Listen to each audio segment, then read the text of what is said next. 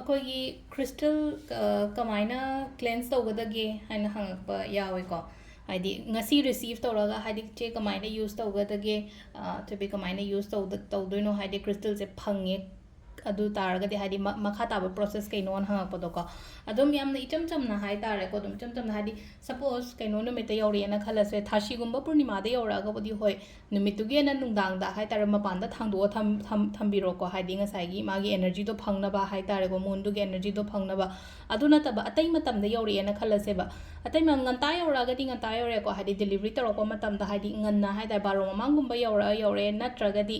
ꯈꯔ ꯊꯦꯡꯅ ꯌꯧꯔꯛꯄ ꯑꯣꯏꯇꯥꯔꯒꯗꯤ ꯃꯊꯪꯒꯤ ꯅꯨꯃꯤꯠ ꯉꯥꯏꯕꯤꯔꯣꯕꯀꯣ ꯃꯊꯪꯒꯤ ꯅꯨꯃꯤꯠ ꯉꯥꯏꯔꯀꯥꯟꯗ ꯀ꯭ꯔꯤꯁꯇꯜꯁꯦ ꯑꯩꯈꯣꯏꯅ ꯁꯨꯝ ꯑꯩꯒꯤ ꯕ꯭ꯔꯦꯁꯂꯦꯠꯉꯩ ꯍꯥꯏꯇꯥꯔꯦꯀꯣ ꯁꯨꯝ ꯍꯥꯏꯗꯤ ꯍꯥꯟꯅ ꯂꯣꯏꯅ ꯏꯁꯤꯡ ꯑꯁꯦꯡꯕꯒꯨꯝꯕ ꯂꯧꯔꯦꯅꯀꯣ ꯏꯁꯤꯡ ꯑꯁꯦꯡꯕꯗ ꯂꯧꯔꯒ ꯂꯣꯏ ꯆꯥꯝꯊꯣꯛꯄꯤꯔꯁꯦꯕ ꯁꯤꯒꯤ ꯄꯣꯠ ꯃꯌꯥꯝꯁꯦꯀꯣ ꯑꯗꯨꯝ ꯏꯁꯤꯡꯁꯤꯗꯀꯣ ꯑꯩꯈꯣꯏꯅ ꯀꯩꯅꯣ ꯀꯩꯝꯇ ꯍꯥꯞꯇ꯭ꯔꯁꯨ ꯑꯗꯨꯝ ꯌꯥꯏꯀꯣ ꯏꯁꯤꯡ ꯑꯁꯦꯡꯕ ꯑꯗꯨꯝ ꯂꯧꯕꯤꯔꯒ ꯍꯥꯞꯅꯤꯡꯉꯒꯁꯨ ꯇꯨꯜꯁꯤ ꯃꯅꯥ ꯍꯥꯞꯄ ꯌꯥꯏ ꯒꯪꯒꯥꯖꯜ ꯍꯥꯞꯄ ꯌꯥꯏꯀꯣ ꯑꯗꯣ ꯍꯥꯏꯗꯤ ꯑꯗꯨ ꯂꯣꯏꯅꯃꯛ ꯂꯩꯇꯕ ꯖꯒꯥ ꯂꯩꯇꯕꯁꯨ ꯌꯥꯎꯋꯦ ꯍꯣꯁꯇꯦꯜꯗ ꯂꯩꯕ ꯑꯉꯥꯡꯉꯩ ꯀꯩꯒꯤ ꯑꯣꯏꯅ ꯍꯥꯏꯔꯒꯁꯨ ꯍꯥꯏꯗꯤ ꯇꯨꯜꯁꯤ ꯀꯗꯥꯏꯗꯒꯤ ꯍꯦꯛꯎꯅꯤ ꯒꯪꯒꯥꯖꯜ ꯀꯗꯥꯏꯗꯒꯤ ꯂꯧꯎꯅꯤ ꯑꯗꯨꯗꯨꯅ ꯍꯥꯏꯗꯤ ꯂꯩꯇꯕꯒꯤ ꯑꯣꯏꯅ ꯍꯥꯏꯇꯥꯔꯦꯀꯣ ꯁꯨꯃꯥꯏꯅ ꯏꯆꯝ ꯆꯝꯕ ꯏꯁꯤꯡ ꯂꯧꯔꯒ ꯁꯤ ꯇꯧꯔꯦꯅꯀꯣ ꯑꯗꯨꯒ ꯑꯃꯅ ꯍꯥꯏꯗꯤ ꯄꯥꯏꯔꯥꯏꯠ ꯂꯧꯕ ꯌꯥꯎꯋꯦꯅꯀꯣ ꯄꯥꯏꯔꯥꯏꯠ ꯂꯧꯕ ꯃꯇꯝꯗꯗꯤ ꯁꯤꯒꯤ ꯏꯁꯤꯡꯁꯤꯗ ꯊꯨꯝ ꯈꯛꯇꯪ ꯍꯥꯞꯄꯤꯔꯦꯅꯀꯣ ꯊꯨꯝ ꯈꯛꯇꯪ ꯍꯥꯞꯄꯀꯥꯟꯗ ꯁꯤꯁꯦ ꯁꯤ ꯂꯩꯔꯦꯀꯣ ꯄꯥꯏꯔꯥꯏꯠꯁꯦꯀꯣ ꯁꯤꯗ ꯏꯁꯤꯡꯁꯤꯗ ꯊꯨꯝ ꯈꯛꯇꯪ ꯍꯥꯞꯄꯒ ꯄꯥꯏꯔꯥꯏꯠꯁꯦ ꯇꯤꯡꯉꯒ ꯊꯝꯃꯣꯕ 30 ꯃꯤꯅꯠꯁ ꯇꯤꯡꯉ ꯊꯝꯃꯦꯅꯀꯣ ꯑꯗꯨꯒꯤ ꯃꯇꯨꯡꯗ ꯂꯧꯊꯣꯛꯑꯒ ꯍꯥꯏꯇꯥꯔꯦꯀꯣ ꯂꯧꯊꯣꯛꯑꯒ ꯀꯪꯍꯜꯂꯒ ꯑꯩꯒꯤ ꯂꯣꯀꯔꯗ ꯍꯥꯞꯆꯟꯕꯤꯁꯦꯕꯀꯣ ꯁꯤꯁꯦꯀꯣ ꯁꯨꯃꯥꯏꯅ ꯑꯃ ꯇꯧꯕ ꯌꯥꯏꯀꯣ ꯑꯩꯈꯣꯏꯅ ꯄꯥꯏꯔꯥꯏꯠꯀꯤꯁꯦꯀꯣ ꯑꯗꯨ ꯁꯤꯗ ꯂꯩꯔꯦ ꯑꯍꯥꯟꯕꯗ ꯅꯨꯡꯁꯦ ꯂꯣꯏꯅ ꯑꯩꯈꯣꯏꯅ ꯆꯥꯝꯊꯣꯛꯑꯦꯀꯣ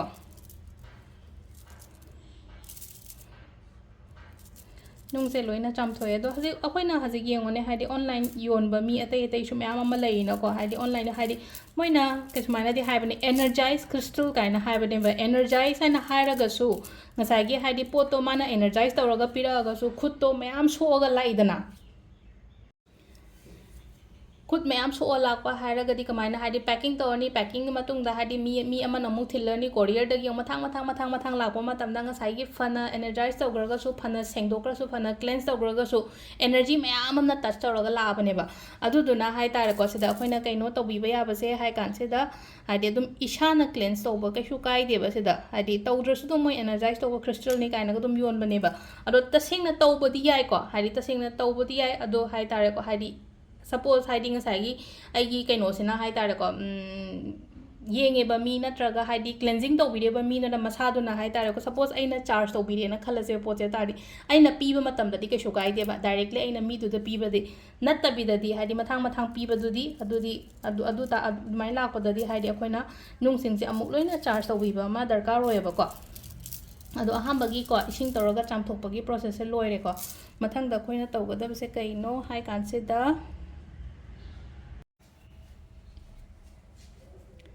ꯅꯦꯛꯁꯇꯀꯣ ꯍꯥꯏꯗꯤ ꯗꯨꯞ ꯑꯃ ꯂꯧꯔꯒ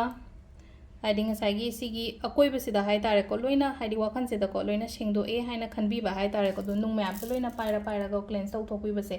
ꯑꯃꯨꯛꯃꯨꯛ ꯇꯧꯕꯁꯨ ꯀꯩꯁꯨ ꯀꯥꯏꯗꯦꯀꯣ ꯑꯩꯈꯣꯏꯅ ꯍꯥꯏꯗꯤ ꯀꯩꯅꯣ ꯅꯨꯃꯤꯠꯇ ꯇꯧꯕ ꯃꯇꯝꯗꯁꯨꯀꯣ ꯁꯨꯃꯥꯏꯅ ꯍꯥꯏꯗꯤ ꯆꯥꯝꯊꯣꯛ ꯈꯣꯠꯇꯣꯛ ꯇꯧꯔꯒ ꯗꯨꯞ ꯊꯥꯗꯣꯛꯑꯒ ꯄꯥꯇ꯭ꯔ ꯑꯃꯗ ꯍꯥꯞꯄꯒ ꯃꯨꯟꯂꯥꯏꯠꯇ ꯊꯝꯕꯤꯕ ꯍꯥꯏꯇꯥꯔꯦꯀꯣ ꯃꯨꯟꯂꯥꯏꯠꯇ ꯊꯝꯕꯤꯒꯦꯔꯥ ꯅꯠꯇ꯭ꯔꯒ ꯑꯩꯈꯣꯏꯒꯤ ꯁꯦꯂꯦꯅꯥꯏꯠ ꯄ꯭ꯂꯦꯠꯀꯨꯝꯕꯗ ꯊꯝꯕꯤꯒꯦꯔꯥꯀꯣ ꯑꯗꯨꯃꯥꯏꯅ ꯑꯣꯏꯅ ꯇꯧꯕ ꯌꯥꯏꯀꯣ ꯁꯤꯒꯤ ꯀꯩꯅꯣꯁꯦ ꯍꯥꯏꯇꯥꯔꯦꯀꯣ ꯑꯗꯣ ꯁꯦꯂꯦꯅꯥꯏꯠ ꯄ꯭ꯂꯦꯠ ꯍꯥꯏꯔꯒꯗꯤ ꯁꯤꯒꯤ ꯄ꯭ꯂꯦꯠꯁꯦꯀꯣ ꯁꯤꯗ ꯍꯥꯞꯄꯒ ꯊꯝꯃꯁꯨ ꯌꯥꯏ ꯅꯠꯇ꯭ꯔꯒ ꯏꯆꯝ ꯆꯝꯕ ꯑꯗꯨꯝ ꯀꯩꯅꯣꯃ ꯍꯥꯏꯇꯥꯔꯦꯀꯣ ꯄꯥꯇ꯭ꯔ ꯑꯃꯗ ꯍꯥꯞꯄꯒ ꯊꯝꯕꯁꯨ ꯌꯥꯏꯀꯣ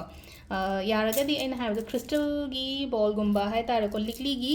ꯇꯦꯡꯀꯣꯠꯀꯨꯝꯕ ꯀꯩꯒꯨꯝꯕ ꯑꯗꯨꯗ ꯑꯣꯏꯅ ꯊꯝꯕꯤꯌꯨꯀꯣ ꯍꯥꯏꯗꯤ ꯀꯩꯅꯣ ꯇꯧꯕ ꯃꯇꯝꯁꯤꯗ ꯑꯗꯨꯒ ꯑꯃꯅ ꯑꯃꯨꯛ ꯍꯥꯏꯇꯥꯔꯦ ꯇꯠꯂꯦ ꯈꯣꯠꯂꯦꯅ ꯍꯥꯏꯕ ꯌꯥꯎꯋꯦꯅꯀꯣ ꯑꯉꯥꯡꯅ ꯆꯤꯡꯊꯠꯄꯗꯨꯅ ꯃꯈꯜ ꯑꯃ ꯑꯣꯏꯈ꯭ꯔꯦꯀꯣ ꯑꯉꯥꯡꯅ ꯆꯤꯡꯊꯠꯄꯗꯨꯗꯤ ꯍꯥꯏꯗꯤ ꯑꯗꯨꯗꯤ ꯀꯩꯅꯣ ꯅꯠꯇ꯭ꯔꯦꯕ ꯑꯗꯨ ꯅꯠꯇꯕꯤꯗ ꯍꯥꯏꯇꯥꯔꯦꯀꯣ ꯍꯦꯛ ꯁꯨꯃꯥꯏꯅ ꯇꯧꯕ ꯃꯇꯝꯁꯤꯗ ꯕꯠ ꯂꯥꯎꯅꯒ ꯇꯠꯈꯤꯕ ꯈꯣꯠꯈꯤꯕ ꯌꯥꯎꯋꯦꯅꯀꯣ ꯇꯠꯂꯣꯏꯗꯕꯅꯤꯀꯣ ꯑꯗꯨꯒꯤ ꯄꯣꯠꯇꯣ ꯁꯤꯗ ꯑꯩꯉꯣꯟꯗ ꯂꯩꯔꯤꯕ crystal ꯃꯌꯥꯝꯁꯦ ꯍꯥꯏꯇꯥꯔꯦꯀꯣ ꯆꯍꯤ 2 ꯍꯦꯟꯕꯁꯨ ꯌꯥꯎꯋꯦꯕ ꯕ꯭ꯔꯦꯁꯂꯦꯠꯇꯣ ꯀꯩꯁꯨ ꯇꯧꯗꯦꯕ ꯉꯁꯤ ꯐꯥꯎꯕꯗ ꯑꯗꯣ ꯁꯝꯇꯥꯏꯝ ꯑꯩꯈꯣꯏꯒꯤ ꯑꯦꯅꯔꯖꯤ ꯅꯠꯇ꯭ꯔꯒ ꯍꯥꯏꯇꯥꯔꯦ ꯀꯩꯅꯣꯁꯦ ꯌꯥꯝꯅ ꯍꯧꯖꯤꯛ ꯂꯩꯔꯒꯗꯤꯀꯣ ꯑꯩꯉꯣꯟꯗ ꯍꯥꯏꯗꯤ ꯐꯠꯇꯕ ꯀꯩꯅꯣꯒꯨꯝꯕ ꯗꯥꯎ ꯌꯥꯗꯕꯅꯤ ꯈꯪꯗꯦ ꯅꯠꯇ꯭ꯔꯒ ꯀꯩꯅꯣꯝꯃ ꯂꯩꯔꯒꯗꯤ sida tainabane tainaraga su kem khanganaba sida haidi tainare na phataba nate phat keno tawba nateba haidi ngakthoi ineba marom da dinga saigi amma lerambado phatlong chakre ko tatkhre na khalase crystal se ko tatkhre khala lengthokpiyo gomo lengthoga dum siba yai ko lengtho siba yai hare di kamaina no hai kanje da haidi akoina thread ko upai shoi leitre haga di cham cham ba thread na dum lengbiro natraga haidi hazik online pot chen bo khotpa yara agana adum amazon da phangmani ko haziki plastic thread se ko amma leibiraga thambiraga dum keno tawrashu yai natraga haidi akoigi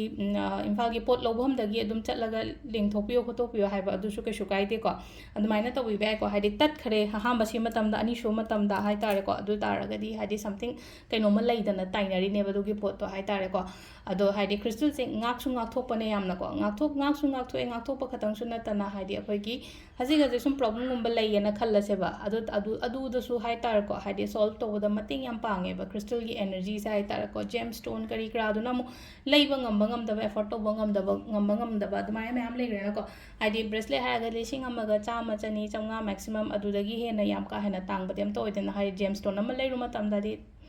minimum to minimum haidi taruk tare chaide hauraga adum adugi mathak ngata ne ba kun manga ni phu yang khai yob jung yawina ko ad haidi crystal sidum amana hai satra na shiba jung amme housewife amana shiba jung amme ko adu na haidi ina crystal se da ina focus toraga ina haidi healing se hai tare ko crystal healing se oina ina ma'am da share tawbani ko ado sida leire haidi cleansing kamaina tawga dage hoi aduga siban han ko siba se ka shubudi kai de ko yeta shigera oida shigera akai ba kemta di leite adu taraga jo ai prefer to bodi nupi gi oina haraga di oida shiyo nupa gi oina haraga di yeta shiyo ko aduga nupa gi haidi sum paisa nung sha